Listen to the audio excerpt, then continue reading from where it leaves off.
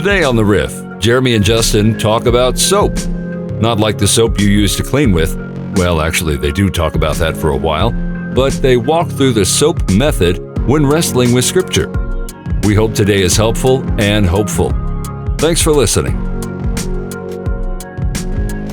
Welcome to another episode of The Riff. Justin, you are already frazzled and we just got going. I feel like you should explain yourself because it's going to impact everybody else's day. So what happened? I'm frazzled. We came into the studio today. We turned everything on. Yeah, we did. As we do. Yeah. We started laughing. We were having such a good time. Yeah, we were. And then I realized that a piece of gear had been broken. Yeah. And I'm not saying by someone, right? You asked me specifically. I did ask you if you had been in the studio without me. And I had. You said yes. I had. There are no cameras in here, which I will be talking to ER about. All I did was I turned that on from the black box.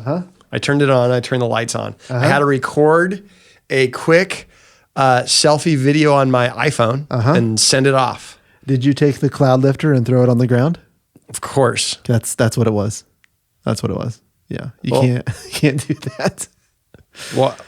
Yeah. Well, so we figured it out. Maybe the lesson we're all learning is label the things that are not to be thrown on the ground. Yeah. That's my fault. Yeah. Extreme ownership here. This is me. You know what? No bad teams, only bad leaders. In retrospect, this is on me. I probably could have asked had I known it was a touchy situation. But welcome. I'm having this is not a sponsor. Fazoli's is not a sponsor. Please don't get nervous. Can they see that on the camera? If Just put that baby right there. Yeah. Fazoli's. And you asked me today, and we're filming this earlier in the day. Yeah. Have I already been to Fazoli's today? And it's before noon. Yeah, and you almost acted like that's an issue that I might have.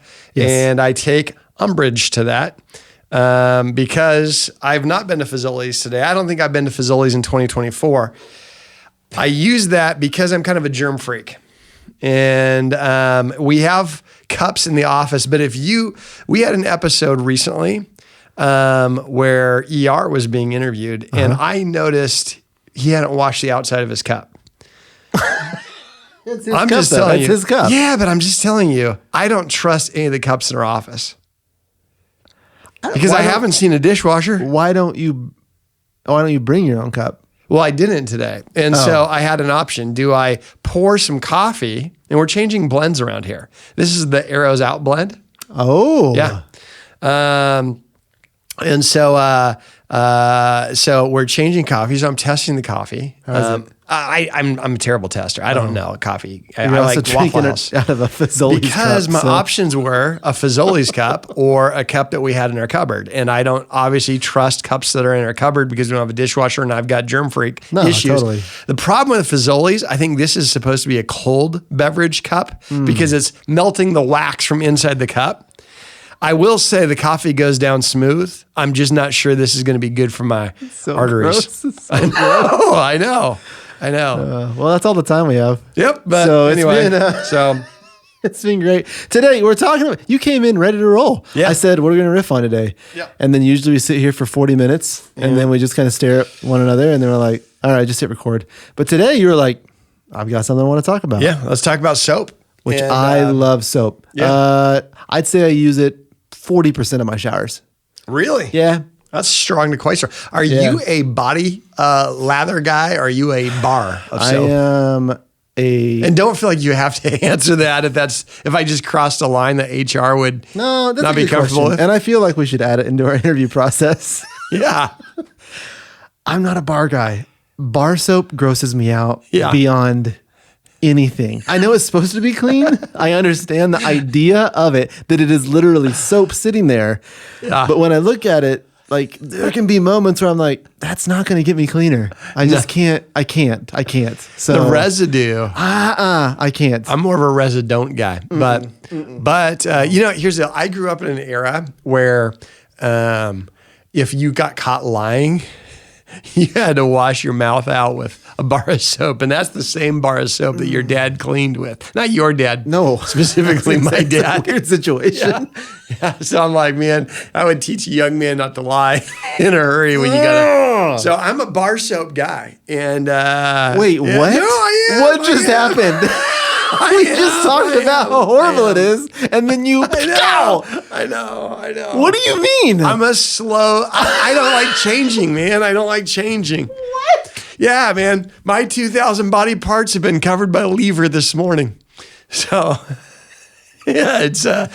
I'm not an Irish Spring guy because it makes me smell like I'm in the Navy. Did you just listen to all the evidence we just laid out? Why we shouldn't be bar soap people? I'm aware. I'm aware of that. I just am not confident that a liquid soap does the trick. Why? If I can't see the evidence in the soap. But that's not what I wanted to talk about today. Oh, okay. Well, I'm glad we got there. No. I'm glad we got there. No. What do you want to talk about? Soap. Yeah. Bar, liquid. I'm talking about daily integration of Scripture, and it's a method of Scripture, age old. Yeah. Washing yourself with the Word is what James says. SOAP, soap. Scripture, observation, application, prayer. So here's what I want to do today. I wanted to take a few moments, and which is ironic because that's all we have left in our episode, is I wanted to walk through an example of soap. Some people, you've got your rhythm. You wake up in the day, and when we talk about, one of the 5 things we want, let's do a little quiz. 5 things we want for all North Pointers. Okay. Let's see how well you know them, and I'll help. Soap. Be cleaned with soap. Yep. We want number 1. Yep, soap. Scripture. Scripture. We want a daily integration of Scripture. Yes, we do. We want to be led by the Spirit. Ooh, yes. Daily. Develop some type of prompts or rhythms where throughout the day we're aware that we're not compartmentalizing our faith, but we have the Spirit of God speaking to us. We have intentional community that is focused on Jesus-centric things, right? So you're inside of community. You're also in community with people that are not a part of the church. You have a relationship with people that would say, church is not really for me. And maybe even Jesus isn't for me. We have a relationship with that. They have an arrows out mentality. Those are the 5 things. Those are the 5 Here things. you go. The 2 things that I remember, the way I do this. You ready? Yeah. Okay. Help us all. Community inside and out. Yeah. There's the 2. Yeah. Which great movie. Great movie. Yeah. Inside Out. Yeah. And then you've got your... Underperforming the television show Community. Yeah, it was. Yeah. It really was. I tried and I never got into it. I thought you said you cried. No, never cried during it. Never cried into it. And then you've got Spirit and Scripture. Yep. So I grouped those together, and then arrows out. Arrows out's right there in the middle with an arrow. That's in my brain. So that's community inside and out, Scripture and Spirit, arrows out. Very good. And it doesn't surprise me that you have a little tactile learning tool to remember that. I tattooed it on my arm. It's hidden in here. No, that makes sense. Yeah. Yep, I could see it. It's one of those 3D things to where you've got the Triceratops or the Tyrannosaurus Rex posters. Yeah, Or as an old lady or a young lady, have you seen those? That's not what I'm talking about. No. These are the 3-dimensional posters. Oh, okay, so it'd be a little bit weird. You have to go if just it was one of those cross-eyed. Yeah. Unless you're born with a natural inclination that way. Yeah. Well, it just pops out to you. So, okay. So Scripture. So I want to talk about, daily integration of Scripture. There are several ways to do this. Obviously, we got a lot of tools out there. I think right now media, we have that available. All North Pointers. Mm-hmm. It's not a free tool, but it's free to North Pointers because we've invested in that already. But there's some great tools there. Some people have their Jesus calling, or they got their devotional rhythm. But here's one you can do if you have no other tool, really easy, soap. And so I want us to walk through it today with an example as well. But Scripture, observation, application, prayer. Scripture, what do I observe in the Scripture that I just read? What's the A? What's the application? Are there some things that I could apply? And then P, prayer. And the thought there is, hey, how do I now live out some of this application I just identified? So whenever we look at Scripture, we talk about the danger of taking text out of context as you make a con out of the text, right? That we need to first understand who wrote it, who they write it to, what did it originally mean. That's the observation portion. Only after observation Are we ready for application? So I'm gonna bring up for a lot of people maybe a familiar story, and I'm gonna read it, and we're gonna soap it out today. We're gonna scrub her down there, Justin. I love this. Yeah, we're gonna scrub her down. Okay, so I'm gonna go Daniel. I'm gonna go. Oh, okay. Yeah. I'm gonna go. Well, I'm not going like the prophetic. So I'm going Daniel in the den of lions. All right. Okay. So All more right. of a. All right. Kind of a. It's a Veggie Tale type of a deal. Is this the one where like he ends up being friends with all the lions?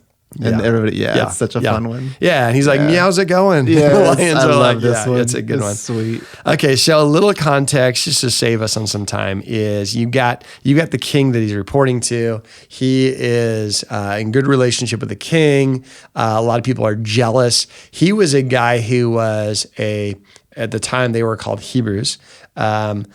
Hebrew young man from Israel, what we would call Israel. He was taken there when they were under siege. So he was taken by a foreign king, and now he's reporting to Darius, king of Persia. And so as he's there, he's got influence. People are jealous, and they look at him. And a distinguishing factor in Daniel's life is every day he would pray. A lot of people think that if you pray 5 times towards the east, that would be like a different religion. Like, is that a Muslim issue? Is actually, something that we see in the Jewish tradition too, is they would have very regular times of prayer. That was a distinguishing feature in a world that worshiped many gods in different ways. Daniel's faith looked different. So the people trapped Daniel and said, hey, to the king, we only want you to be the one true God worshiped, which makes sense in world history.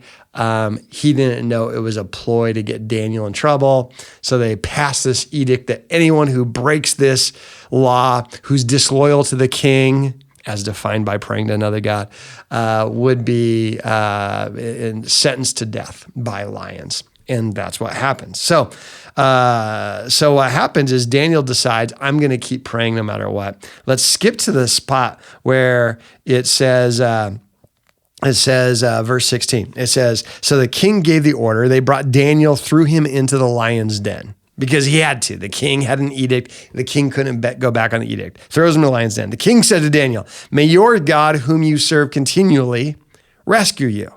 A stone was brought and placed over the mouth of the den. The king sealed it with his own signet ring and with the rings of his nobles so that Daniel's situation might not be changed. Then the king returned to his palace, spent the night without eating, without any entertainment being brought to him, and he could not sleep. At the first light of dawn, the king got up, hurried to the lion's den. When he came near the den, he called to Daniel in an anguished voice, Daniel, servant of the living God, has your God, whom you serve continually, been able to rescue you from the lions? Daniel answered, may the king live forever. My God sent his angel. He shut the mouths of the lions. They haven't hurt me because I was found innocent in his sight. Nor have I done anything wrong before you, your majesty. The king was overjoyed and gave orders to lift Daniel out of the den. And when Daniel was lifted from the den, no wound was found on him because he had trusted in his God. So that's Daniel chapter 6, verses 16 through 23. So that'd be an example of, let's say we start the day, we say, hey, I want to have some daily integration of scripture. There's so much scripture. This is a narrative story. I like narrative stories. And so here's an example of a scripture that someone would read. Doesn't have to take long, but then I would say, let's take some time. You read the scripture, and if you get done reading scripture and you forgot what you read, go back and reread it. It doesn't need to be a long chunk. You don't need to get through the whole Bible in a year. You read some scripture. The key is for the Bible to get into you, not for you to get through all the scripture. And so you read that, and then you just observe. So let's just kind of walk through this together. Let's just make a ton of observations. They don't have to be nuggets that are preachable. They don't have to be doctrine, points. Just what do we observe about this? Love it. We don't know how big the lion is. Oh my! Like, meaning what to you? Are they monster lions? Could be a cub. It could be a massive lion. Could be a wampus cat. Could be a wampus cat. I don't know what a wampus cat is. It's actually Greek mythology. Is you would have like this bowling ball with steel spikes on it on the end of the tail. We played the Clark Fork wampus cats when I was in high school. You did not. Yeah, we did. Yeah, Wampus. The wampus cats. Yeah. Honestly, I've never seen a wampus cat in the wild. Wow. Yeah, it's kind of probably like a liger. The pet of a Nephilim. That's what that would be. So we don't know. That's the size of it. Yeah, we don't we don't know know. the size. It's just an observation. We don't know. We don't know. Was Daniel afraid? We don't know that. Yeah. I also don't know why, when I read this, I still am like very interested why the king is so overjoyed by it. Like there's this like back and forth with him. Yeah. Where it's like, I mean, I know he's over, like he wants him out of the pit. He's got to put him in the pit. But there's this, he's just so curious. So that's an observation. It seems like he really, really likes Daniel. Yeah. I'm also confused of why can't the king go back on it? Like he's the king. Like who's going to get him in trouble? Right. So kings in those days acted as demigods, right? Because they had all power. So if he liked Daniel so much and he was anguished in the night. So it says he was anguished, okay? He because he doesn't want Daniel to die. He assumes Daniel's going to die. Yeah, it makes me think maybe the size of the lions were big enough to kill most people if he thought Daniel was going to die. Or Daniel's real small. Don't know how big Daniel is. Smallest guy in the Bible that we know of? Do we know? Him and Zacchaeus. Well, there's one other. Two. Nehemiah. Oh my God. So stupid, isn't it? Okay, so that's dumb. So it's interesting also. So they roll a stone, and I'm thinking, okay, it's kind of very similar to Easter. Like they roll a stone over the cave so no one could get out. I've always pictured it as like a vertical deal, but probably not. Mm-hmm. If they were, I don't know, in the pit, like he falls down, or is it in a cave where the lion? Anyway, there's also an observation for this too. Like if you've read the resurrection story, and I don't remember what commentary I read this in, but they parallel these two stories with Jesus and with Daniel. Okay. Because this whole idea of him going into the den, going into this dark pit of death and the stone rolling over, and this idea of Jesus going to Hades, to hell during those 3 days to grab the keys from the devil, right? So they juxtapose these two stories. Okay. And that as he comes out, it's an overjoyed, like he made it, like he should not be here. Same thing with Jesus in the tomb. So those two are very interesting to me when you look at those in a parallel story. It's an observation. I like that. It says he his signet ring, he seals the tomb. So that way in the morning, it's not like, you took the lions out of here, you know, which is interesting too, is there's this sense of people aren't even going to believe, even if there's a miracle, people aren't going to believe it, which again is a lot like the Easter day is like someone stole his body. Yeah. Right. You know? So all types of things that we can observe. You mentioned, you were reading, there was a parallel there. I think whenever you observe, it's good. You can take some commentaries. You could, go to BibleGateway.com. You can go to, there's a lot of websites out there where you can go and you can help, your portion of this by looking at the commentaries and saying, okay, what are other observations other people have made? You know, whether it's other parts of scripture that jumps out, other parts of history or culture that jumps out. A lot of people ask me that when we're doing messages on the weekends. They say, how do we get to understand some of these insights? It's commentaries, it's other books, other things have been written about this time. So that's a great thing to do when you're doing the soap, is take some time, look at the scripture, maybe read the scripture 2 or 3 times and just write down what are all the observations. If we were whiteboarding this, all these observations, and we don't need them to be anything more than just something that stood out in my mind. Right. What are these observations? I also try to find commentaries that are so opposite. Yeah. Right? Like I will read something from R.C. Sproul on something and something from Rob Bell, right? Because I want to get these two different looks and takes on what this even could mean.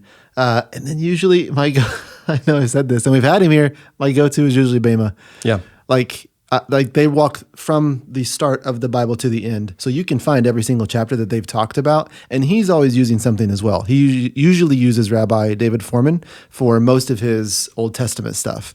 And it's brilliant. Like it's such a good, helpful tool to where you're like, oh, well, that makes more sense that's what was going on. Oh, okay. Well, I didn't observe that on the first reading. So yeah.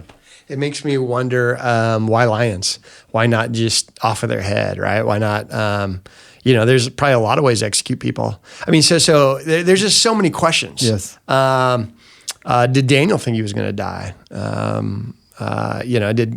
We don't have any record that God said that you're going to make it. I don't think. I mean, I have to reread that, but I nothing like, and it might have said like he was confident in the Lord. I don't remember that at first read. So again, I'd want to dive back into Daniel. Are there any hints in the record that Daniel was confident, or was Daniel like, well, I'm dying today? Also, if you keep reading beyond this, it shows that this was a pivotal time in the history of the Persian Empire, because then from that moment on, Daniel's God was now the God that the king instructed people. I mean, he was like, okay, now everyone has to worship this God, or you're going to die. So he had a good heart. Healthy. That's healthy. Yeah, still had room for discipleship. I've met Christians like that. Couple more steps. If you don't believe like I do, I'm going to kill you. But it's the heart's in the right intentions, spot. good intentions. Yeah, just so you just springboard on all these observations. I would say write them down, because a lot of times we go from Bible to prayer. When we go from Bible to prayer, and that's why I want to take some time in this episode, is if we just go from Bible to prayer, that it's rare that a lot of these things get captured in our mind. It's rare that curiosity gets unleashed. And so now it's almost like I did a good thing. I just did a moral thing today.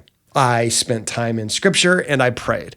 But that's not what those two S's, getting Scripture, integration of Scripture, and what brings the prompts and the recognition of I'm a spiritual being today, trapped in a human body. And so I've got this awareness throughout the day. It's when I've really, this time isn't compartmentalized, it springboards me into curiosity throughout the day. So take some time, write out your observations, and then let's get to the part where application. And application is only after we know what it said, and let's say we took the time and we dive into the commentaries and we look at the historical culture of this new empire, the Persian Empire that had taken over the Assyrians or the Babylonians. So like the Babylonians were the lions mean to the Babylonians, what the lions mean to the Persians, what did the Hebrew slaves mean to the Persians, all these things. And we have all these observations. Now we can get to applications. And then we've got to test these applications and think, okay, how do I make some personal application of this? So here would be one application some people can make. God will never let you die. Yeah, you can make that. You can make that application. Based on that story, you can try it. What would stop us from saying that? Nothing. I mean, you could look at that and be just, God's going to get me through everything. It's all going to be good. The problem is that the story doesn't stop there. Yes. Right? Like that's not the story. Right? I mean, just looking at the observation elements, I think that so many times at least I jump into an application spot and I immediately start with me. Yeah. Where it's not where the Bible starts. Right. That's not where the story of God starts. So I think that's a big thing of like, where are you actually starting your application? You will probably be involved in the application. Yes. Yeah. I hope you are. But for me to start there every time, it usually starts with that kind of a thing. Yeah. All right. Well, he's not going to give me anything too big that I can't handle. So I'll take it on. It's like, I mean, if there are 2 lions, that's bad. I'd probably die. I don't know. I don't know how many lions there were, right? Like, I don't know. So I think if we look at the story, I think it was Meredith that said this at one of the master classes, that a better way of looking at Scripture is not what moral principle can I learn from the hero of the story, but what attribute of God is being displayed in this story, right? Yes. So in this story, if we think about the grand scheme of things, what God is doing, he's using this situation to make a major statement to the Persian Empire, to King Darius. Listen, I'm a God that's bigger than you, right? So if we start with what is this scripture, what does this story say about God, not about a really moral person, because then we can get dangerous. We can say, well, because Daniel was faithful to God, God was faithful to him. And now it's a story of how do we control God? Well, our morality and our faithfulness can control God. So if we're sloppy, we can say, this is what happened. This is the story of good Daniel who got God's attention. That's not what the story is. This is a story of a good God who got Darius's attention. Because if Daniel would have died that day in that way, could God have used that? Perhaps. But it was certainly a dramatic demonstration to Darius, not about Daniel, but about God. Other observations is, or applications. One thing that could be true, you have to say, okay, does this application hold beyond this story? Otherwise, I got to keep reading because I've got to let Scripture judge Scripture and the whole of Scripture judges Scripture. Otherwise, I probably don't have a true principle or application. So one is God is in control of whoever's in control. That would be a true application. Is Darius in control, but God's still in control. And if I die, I die because almost 100% of people have stayed dead. Yeah. And so the moral of the story can't be we won't have bad things happen to us but even if someone who's in control orders something that's out of control, God still could be in control of that. Because if you look at Daniel's life, there's a lot of things that didn't go well for him. One, he got robbed from his home, probably from his family. One of the other things that he was trusted with the king's court, which means he had a surgical procedure done so that he wasn't a threat to the harem of the king. His eyelids. Yep. Yeah. I know what you're talking about. And so, so those aren't like Bible stories, but there's stories where God maybe didn't deliver him out of a situation. So the story of Daniel from start to finish isn't a story of nothing bad ever happens to him. It's that even when bad things are going on that Daniel wouldn't prefer, God can still use it to get a message out. So how do I handle bad things? How do I believe and behave as if God is with me?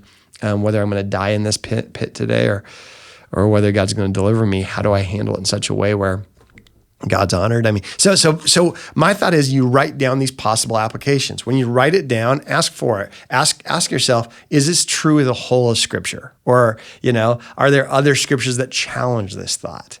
I don't know. Any other applications? I'm trying to think of any. I think another one would be obedience. I mean, he obviously knows what he's getting into. It's not like a shock to him. He's like, wait. You're going to put me where? Why?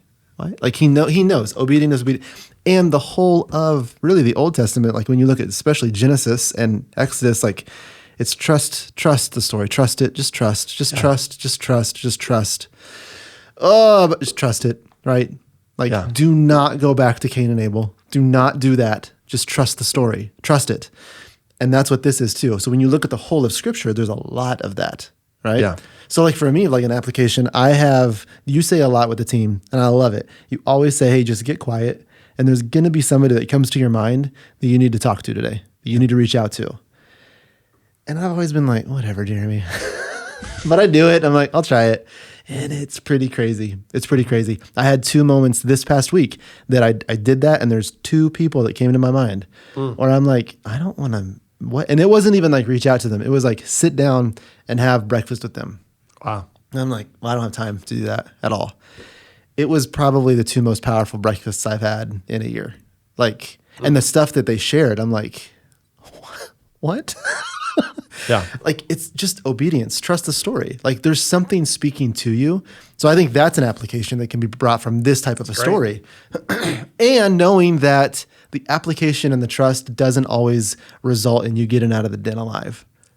Right? Like I understand because we see a lot of other times that people don't get out of the den alive. So that's really not true across Scripture. Right. What is true is that there's just trust. So that could be one as well. And would you let your life be on display for King Darius? No matter what happens to me, what if God wanted to use me to speak to somebody else? Even how they treated me, how I respond is a big deal. And if I were to title this text, I might call it Den or Alive. Do you like that? Oh, I like that. I like that. The problem is, and then that's something for us to think about because when we jump to application that is not true throughout all of Scripture, then we can get really bad theology. Like If you're faithful, then God will. And it puts us in this weird spot. And then our faith becomes shattered when something bad happens to us. If we look at the story correctly, it's not a guarantee of safekeeping. It is a guarantee that no matter what happens to you, God's going to speak to people based on how you handle it. And my job is to trust. God's job is to do what he will with that. My job is to trust. So when we do that, it helps us live a life longer. So then I would say, okay, then my prayer would be, I take this application, then I personalize it and project it about my day. Say, okay, God, today, help me to respond. Even when I feel like I'm getting cheated, even when I feel like people are working against me, Lord, I pray that I would respond in such a way that anybody watching, they don't sleep well tonight. Not because I'm hexing them, but because they're trying to place how they look at me and my faith in a way that makes sense, and they don't have a category for that. Help me to live the kind of life that makes people think at night, right? And not in a weird, I was trying to pray in the public courts, because that's not what Daniel's doing. But I just want to live my life in such a way that people are like, man, I think I got to wrestle with it. And God, today, let me do that. So that could be my prayer. And then I start thinking through my day. Okay, God, in this meeting, help me to do that. And then throughout the day. So if I take scripture, I take the time, observe it online, out loud, on paper. I apply it online, out loud, on paper. And then I project it through prayer. SOAP, that's soap. We wash ourselves through the word. I think that's a great way to do that. So Bible integration every day is a big deal to us, not in a guilt way, like if you miss a day, right? But in a sense of, man, I want to live missionally. I want to live on mission with God. I think this is a great way for us to get truths. But in order to get truths, I think we need to dig a little bit. So that would be an example of doing it. And I'm sure there's harder places to get this in scripture. But again, if you go to commentaries, you go to what other people have written about, there's really hardly anything in scripture you can't find those kind of tools about. So I want to encourage you, if you're joining us, you're watching, you're listening, make sure that every day, get some scripture in you. SOAP is a great model. Scripture, observation, application, prayer. Great. I've been like 70% into this conversation. The other 30% has really been hung up on the bar soap stuff. Yeah. So when you wash your hands, are you a liquid soap guy or are you a bar soap guy? No, I'm a liquid soap guy. So you trust liquid with your hands, just not with your body. You don't trust it. No. So you're just doing you're just going through the motions. Do you even wash your hands? Be honest. Oh, and there's a hesitation. I do. Would I say I'm as consistent as Daniel was in prayer? No. I'm not judging, because Jamie asks me often, "Did you wash your hands?" Is there a reason for her doubt? Yeah, because I don't wash my hands all the time. I'm making carrots, okay? They're dirty. Yeah. It's fine. As I wash the carrots, my hands will also wash. Yeah. It's fine. It's fine. Yeah, I would say that germ thing that I have about cups, it doesn't fit into the things I touch. So yeah, we'll work on that. So Daily Soap. All right. Hey, have a great week, and we'll come back at you next week on another episode of The Riff. Thanks for listening to this episode of The Riff. We'll have a brand new episode every week, wherever you find podcasts.